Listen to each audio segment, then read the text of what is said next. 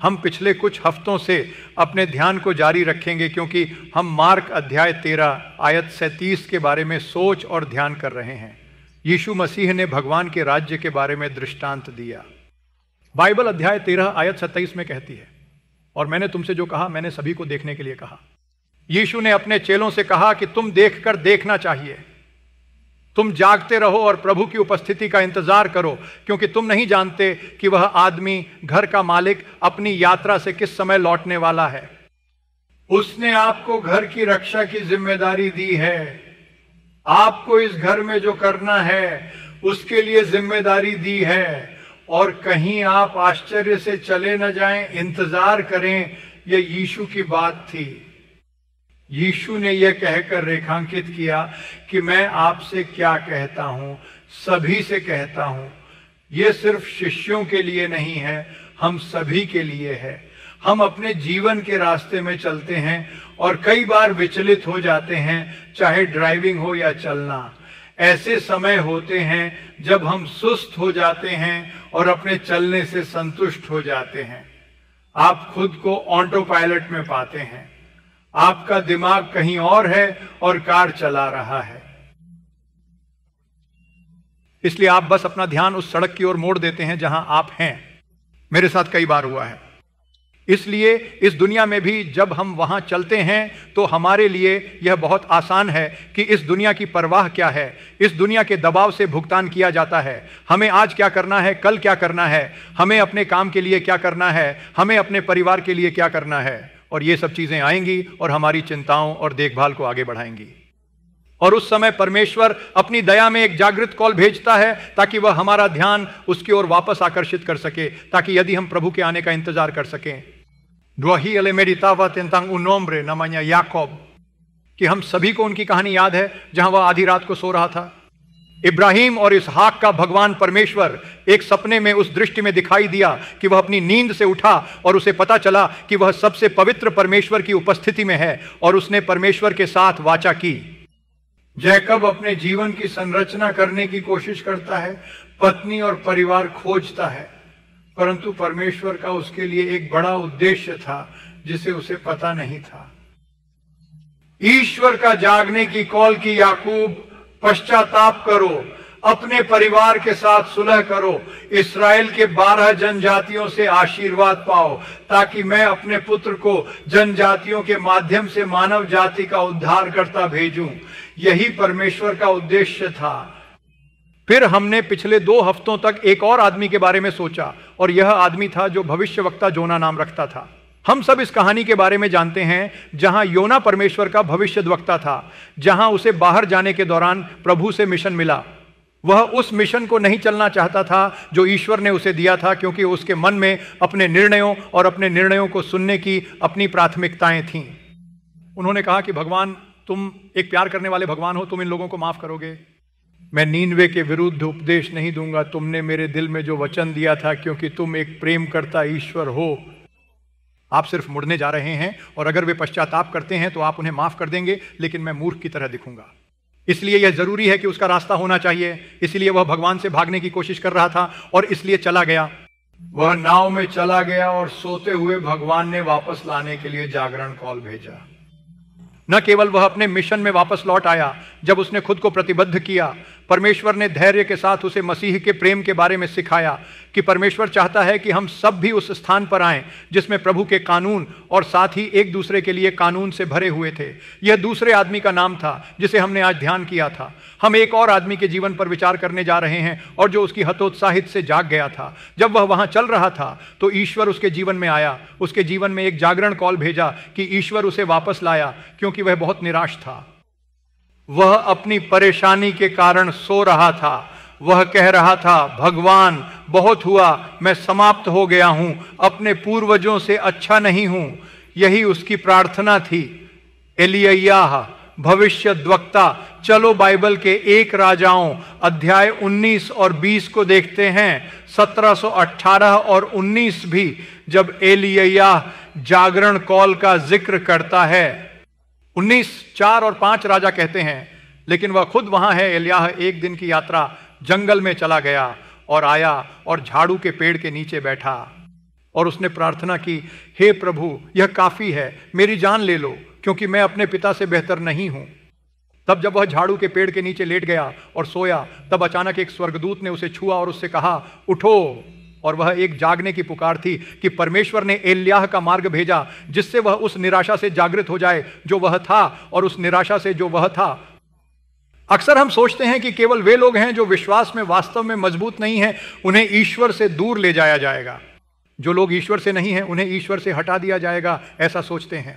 पर एलियाह प्रभु का शक्तिशाली भविष्यद्वक्ता था। वह माउंट कार्मेल पर एक शक्तिशाली पुनरुद्धार से बाहर आ रहा था।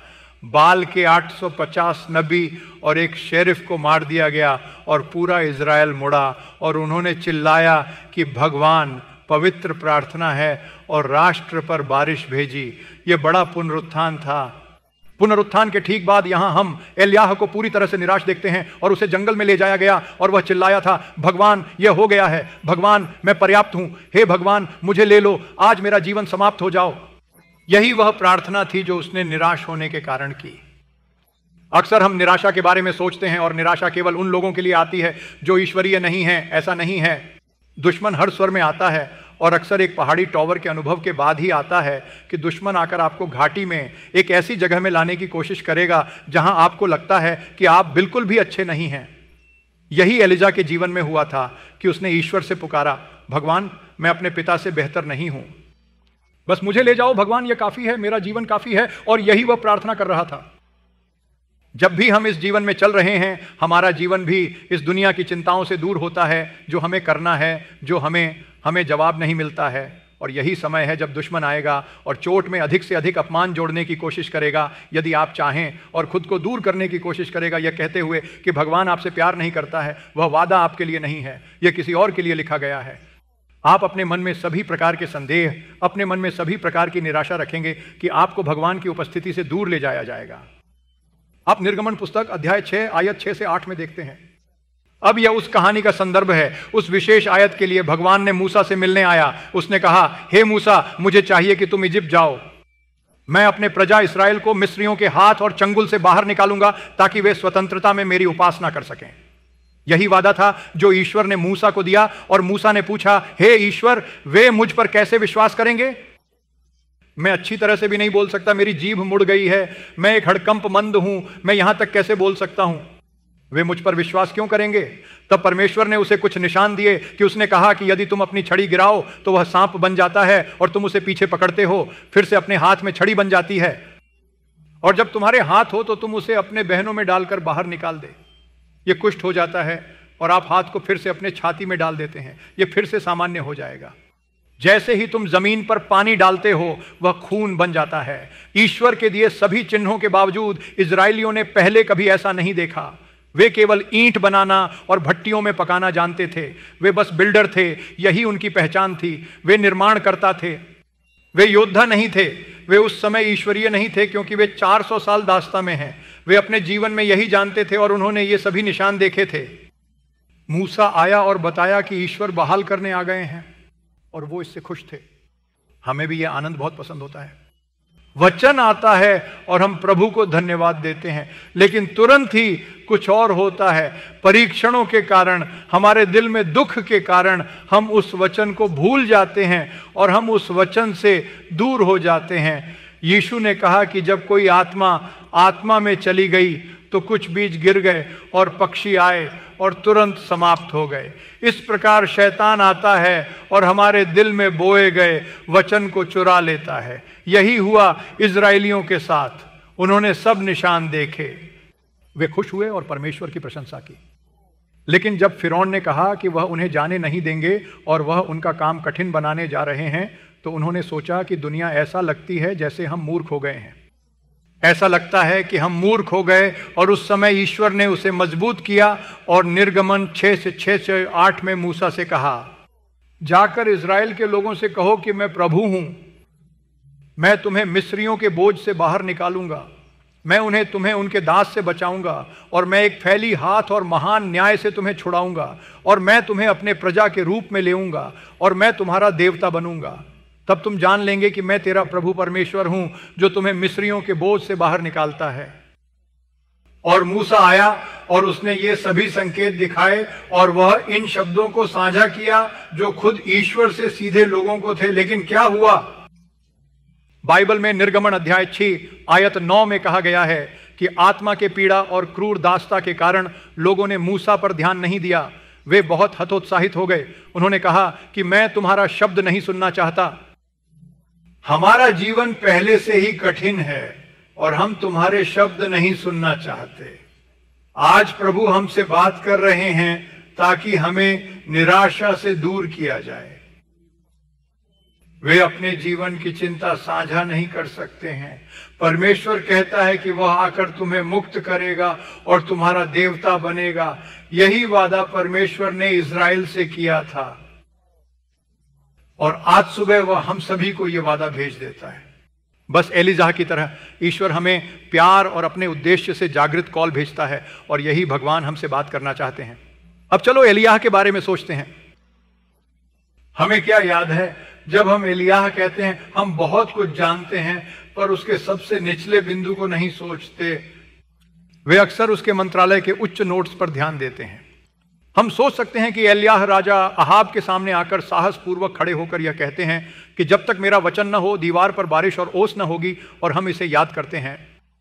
हम उस समय याद करते हैं जब एलियाह जरीफात की विधवा के पास आया और उसे एक शब्द दिया कि सबसे पहले मेरे लिए एक छोटा केक बनाओ और भोजन नहीं भेजा जाएगा। उन्होंने खर्च किया, तेल बिल्कुल सूखा नहीं जाएगा।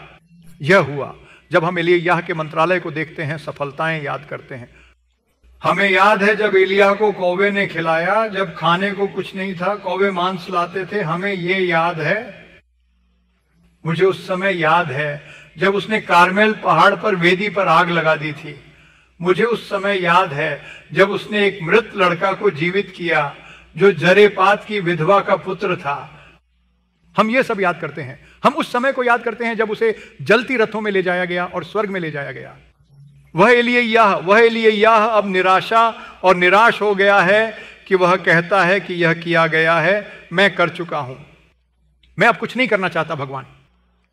और जो भी चल रहा है, भले ही ईश्वर के साथ इतने करीब चलने में भी उसके पास ऐसे क्षण होंगे जहां दुश्मन विश्वास को छीन लेने की कोशिश करने के लिए आएगा, उसे हतोत्साहित करने और किसी भी भंग भ्रम के साथ बदलने के लिए, प्रोत्साहन को छीन लेने के लिए जीवन में। आज सुबह भगवान हमें निराशा से बाहर निकालना चाहते हैं। हम एलियाह के जीवन के बारे में जानते हैं और प्रभु से पूछते हैं, मेरे जीवन में आए।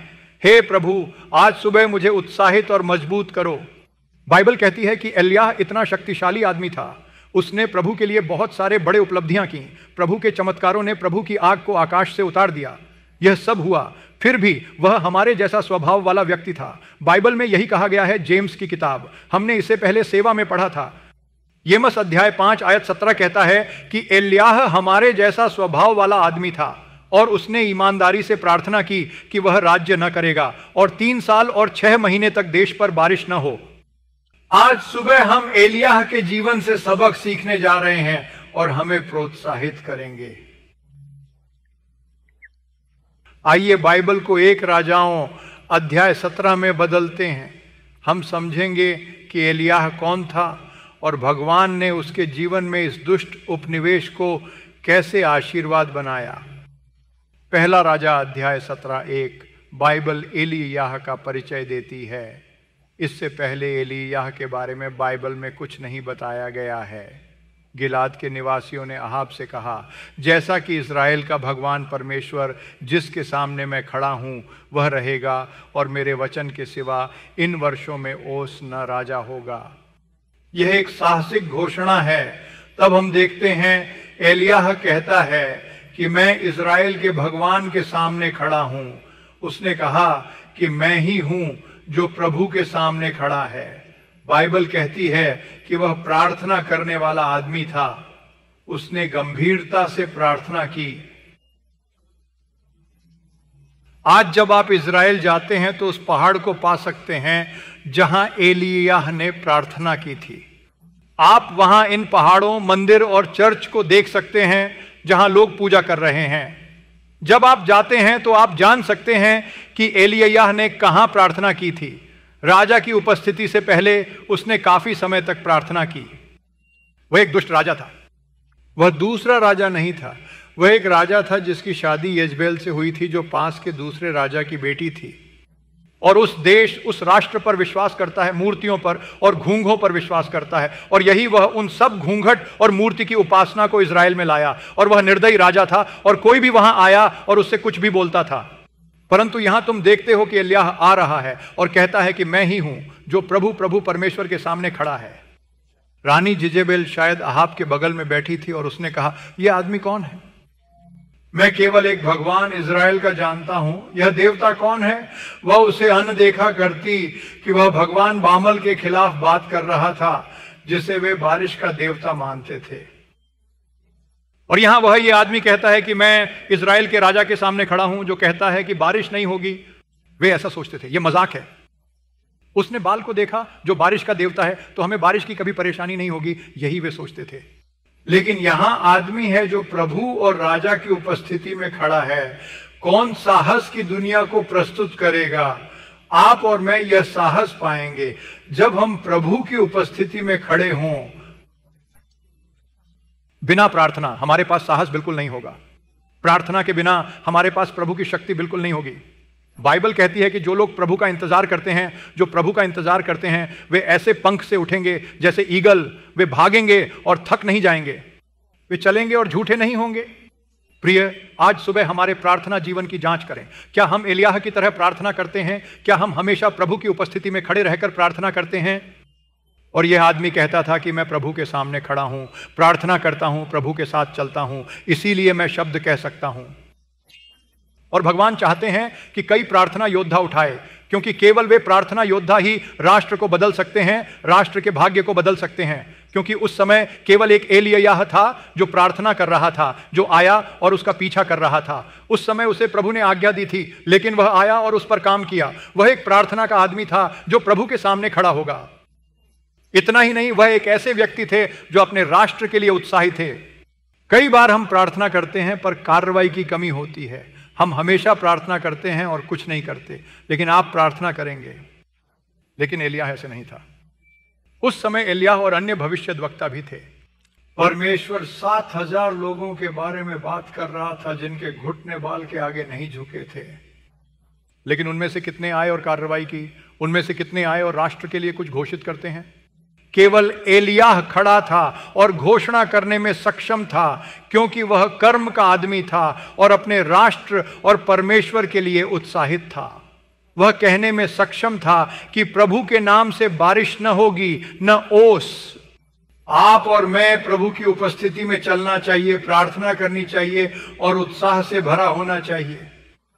नेहेम्याह एक प्रार्थना का आदमी था और उसने यरूशलेम के विनाश की खबर सुनकर चिल्लाया कि वहां लोग बहुत विनम्रता से चल रहे थे, उन्हें निंदा की गई। उनके आसपास के सभी लोग उनके खिलाफ बात कर रहे थे और वे अपने शत्रुओं के खिलाफ अपना चेहरा नहीं उठा सके। वह रोया और 6 सप्ताह तक रोया। उसने नहीं खाया, व्रत रखा और प्रार्थना की, लेकिन उसकी प्रार्थना यहीं खत्म नहीं हुई। उसने इसके बारे में कुछ करने का फैसला किया। वह राजा के पास गया और कहा कि राजा, मैं जाना चाहता हूं, मैं आज सुबह कुछ करना चाहता हूं। क्या आप एक्शन ओरिएंटेड हैं? क्या आप प्रार्थना कर रहे हैं और कुछ कर रहे हैं? क्या तुम एलिय्याह की तरह प्रभु के सामने खड़े होकर उसके अनुसार चलने के लिए खुद को प्रतिबद्ध कर सकते हो? कई बार आप जानते हैं कि भगवान किसी जीवन में उत्साह नहीं देखना चाहते हैं। फिनहास के याजक हारून का पुत्र, उसे उत्साह का आदमी माना जाता था, क्योंकि वह इज़राइल की मंडली पर पाप करने वालों को रोकने के लिए कुछ करने में सक्षम था, क्योंकि उसने अपना उत्साह दिखाया। प्रभु ने कहा कि मैं उसे और उसके वंशजों को सदा के लिए आशीर्वाद दूंगा, इसी वजह से मैं उसके साथ वाचा स्थापित करूंगा। जब हमारे पास उत्साह होगा तो ईश्वर एक धारा स्थापित कर सकता है। नहीं, इसीलिए नहीं कि हम सिर्फ प्रार्थना करते हैं और ऐसा नहीं करते हैं, कोई कार्रवाई नहीं करते हैं। कुछ ऐसा है जो उन लोगों को अलग करता है जो सिर्फ प्रार्थना करते हैं और जो प्रार्थना करते हैं और उसके बाद कार्रवाई करते हैं। एलिय्याह एक ऐसा आदमी था जो प्रार्थना करता था, जो परमेश्वर की उपस्थिति में खड़ा था और फिर पालन करने और इसके बारे में कुछ करने के लिए कार्रवाई करता था। बाइबल कहती है कि पौल बहुत उत्साही था। आप जानते हैं कि वह क्या चाहता था? उन्होंने कहा कि गैलेटियों के अध्याय 1 आयत 14 में, मैं अपने कई समकालीन लोगों की तुलना में बहुत उत्साहित था, अपने पिता की परंपराओं के लिए बहुत उत्साहित था। अक्सर हम खुद को उन परंपराओं के प्रति इतना उत्साहित पाते हैं जिनके माध्यम से हम चलते हैं, लेकिन हम इस बारे में उत्साहित नहीं हैं कि भगवान हम क्या करना चाहते हैं। यह सिर्फ परंपरा और शक्ति है। उस समय उसे यह समझना पड़ा कि उसे किस चीज के बारे में उत्साहित होना चाहिए और वह मुड़कर बन गया। वह व्यक्ति जो प्रभु यीशु मसीह के उत्साह में चल रहा था, इतना कि उसे राजा अग्रिप्पा के सामने लाया गया जैसे वह खुद का बचाव कर रहा था। और राजा कहता था, हे पाउल, तू मुझे कम या ज्यादा तुम्हारे समान होने और तुम्हारे समान धर्म परिवर्तित होने के लिए मना कर रहा है। और पौल एक साहसिक घोषणा करने में सक्षम था कि न केवल आप राजा अग्रिप्पा, बल्कि मैं चाहता हूं कि जो लोग आज सुबह या इस बार मेरा शब्द सुनते हैं वे मेरे जैसा बन जाए। न केवल मेरे जैसा सभी एक साथ, बल्कि मेरे जैसा बन जाए, सिवाय इन बंधनों को छोड़कर मेरे जैसा बन जाए। यह एक सौदा था जो उसने अपने आसपास की आत्माओं के लिए किया था, जो नाश हो रही थी, कि उसने फैसला किया कि वह उस बाइबल के बारे में कुछ करने जा रहा है कि भगवान ने हमें कहा है कि यीशु हमारे लिए क्रूस पर मर गया था। आप जानते हैं, वह चाहता था कि हम अच्छे कार्यों के लिए उत्साह रखें, कि उसे अच्छे कार्यों के लिए उत्साह रखना था। यदि आप उस पर देखें, तीतुस अध्याय 2 आयत 14, तीतुस अध्याय 2 आयत 14, वह बहुत स्पष्ट रूप से कहता है कि यीशु मसीह ने खुद को हमारे लिए दिया है ताकि वह हमें हर अनियमितता से छुड़ा सके। सबसे पहले वह हमें छुड़ाना चाहता था और अपने विशेष लोगों को स्वयं के लिए शुद्ध करना चाहता था, जो अच्छे कामों के लिए उत्साहित हैं, अच्छे कामों के लिए उत्साहित हैं। फिर कुछ ऐसा है जो हम राष्ट्र के लिए कुछ अच्छा कर सकते हैं, समुदाय के लिए कुछ अच्छा कर सकते हैं, किसी व्यक्ति के लिए कुछ अच्छा जो पड़ोसी है, या परिवार में किसी व्यक्ति के लिए कुछ अच्छा, या किसी व्यक्ति के लिए कुछ अच्छा कर सकते हैं जो एक सहयोगी है। क्या हम बाहर जाकर ऐसा करने में उत्साहित हैं? क्या हम सोच रहे हैं और आप जानते हैं, बहस करते हैं और कभी भी कार्रवाई नहीं करते हैं? उत्साह वह है जो एक व्यक्ति को अलग करता है, जो कार्य कर सकता है और इसके बारे में कुछ कर सकता है। एलेक्सा ऐसी आदमी थी जो प्रार्थना करने और भगवान की उपस्थिति में खड़े होने और भगवान का वचन प्राप्त करने में सक्षम थी, और आज्ञाकारी होने के साथ इसके बारे में कुछ करने के लिए उत्साह रखती थी। इतना ही नहीं, अलेजा एक आदमी थी जो पूरी तरह से आज्ञाकारी थी। आप पहली आयत देखते हैं जिसे हमने अभी देखा कि वह राजा की उपस्थिति में रुक करने गया और उसने एक साहसिक घोषणा की, और सभी ने कहा होगा, ओह, नबी शहर में है, नया आदमी शहर में है। यह आदमी कौन है? अगर आप बात कर रहे होते तो मैंने सुना है कि राजा के सामने कोई खड़ा है। वह कौन था? सब लोग बात कर रहे होते, लेकिन अगले शब्द ईश्वर ने एलियाह को एक अलग शब्द भेजा। वह राजा की उपस्थिति में उसी जगह पर नहीं था, लेकिन अब आयत 2 और 3 है। यदि आप दूसरे आयत पहले राजाओं के अध्याय 17 आयत 2 और 3 को देखते हैं तो प्रभु का वचन उसके पास आया। यह कहता है कि यहां से दूर हो जाओ और पूर्व की ओर मुड़ो और गाजर की नदी के पास छिप जाओ जो योर्दन में बहती है। अब उसके पास सिर्फ एक घोषणा थी तो उसने उपदेश देना शुरू किया। यह पहली बार था जब उसने प्रचार करना शुरू किया। उसने प्रभु के लिए उत्साह से कहा जो भगवान कहना चाहते थे। परंतु अगले शब्द परमेश्वर कहता है, मैं चाहता हूं कि अब तुम चले जाओ, राजा से चले जाओ, राष्ट्र से चले जाओ, परंतु मैं चाहता हूं कि तुम अपने आप को नदी की गली में छिपाओ। यह नदी भी नहीं है, यह एक नदी गाड़ी है जो जोर्डन नदी में बहती है। वह जोर्डन की इन सहायक नदियों में से एक में था और वह लंबे लंबे समय तक खुद को छिपा रहा था। अब वह अनजाने में था और एलियाह के बारे में किसी को कुछ नहीं पता था और न सुना था। ईश्वर ने उसे भरपूर किया, भगवान ने उसके लिए सब कुछ किया, लेकिन फिर वह भूल गया। उस समय किसी ने एलियाह से कुछ नहीं सुना। वास्तव में कुछ समय तक उसके पास बात करने के लिए कोई आत्मा भी नहीं थी।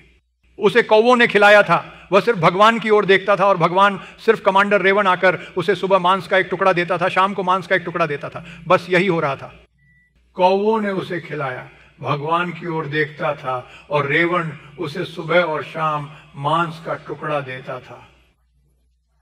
भगवान ने कहा कि जरीफत में दूसरे शहर जाओ, एक विधवा के पास जाओ जिसके पास आपकी देखभाल के साधन नहीं हैं। वह भगवान के व्यक्तियों का इंतजार करने के लिए भूल में रहने को तैयार था। इस विधवा के पास गया और इज़राइल में किसी ने कुछ नहीं सुना। यह गाड़ी की घाटी का अनुभव था जो 3-1-2 साल चला।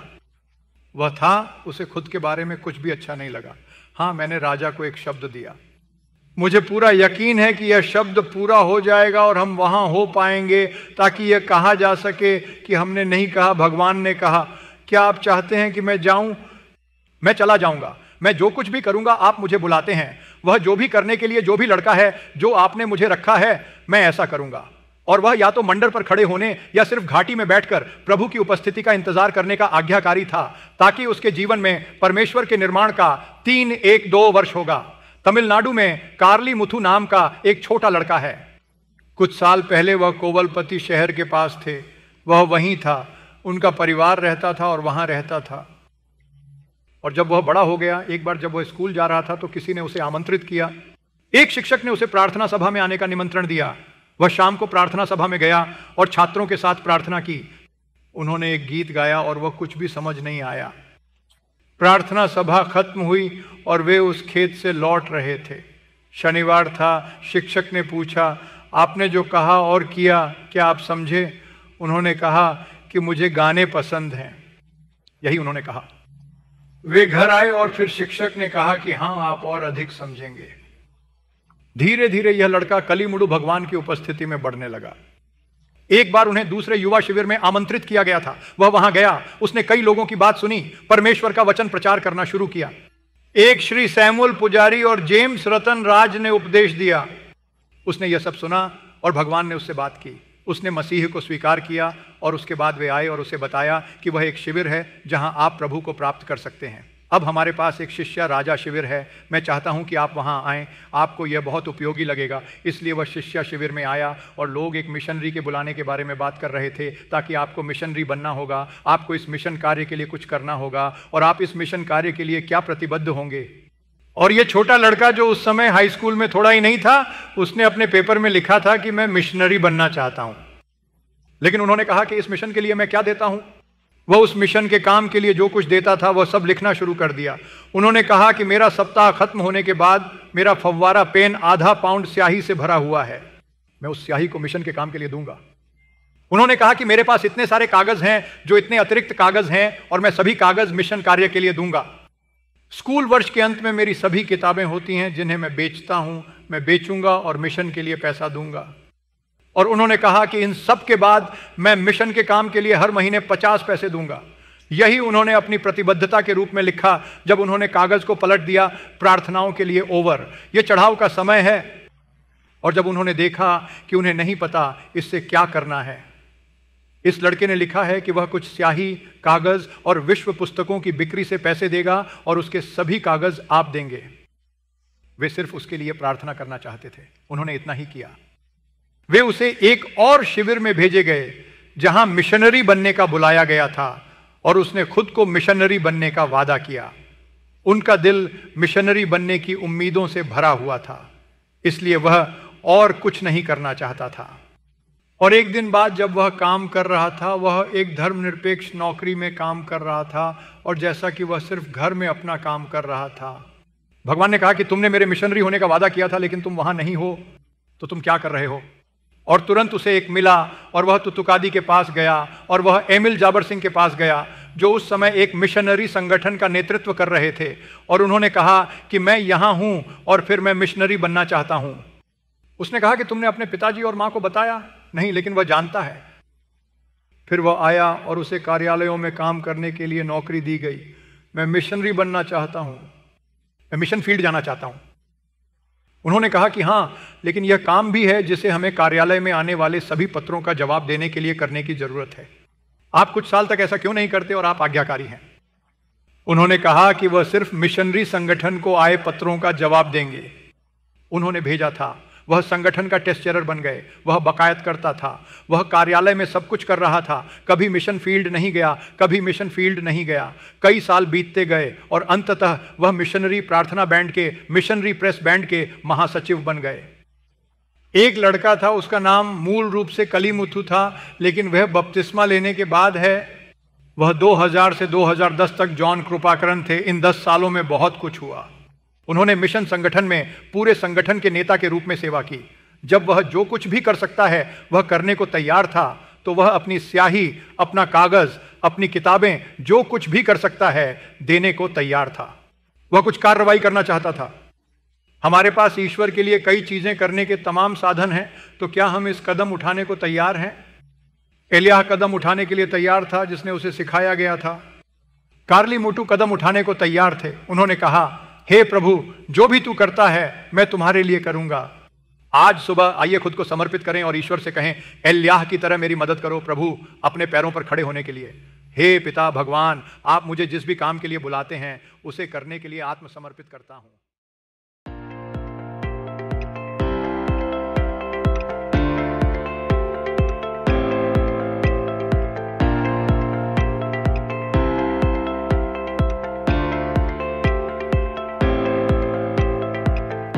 We're going to continue our meditation from the last few weeks as we've been thinking about and meditating about Mark chapter 13 verse 37, when Jesus Christ was giving his particular words as he gave a parable about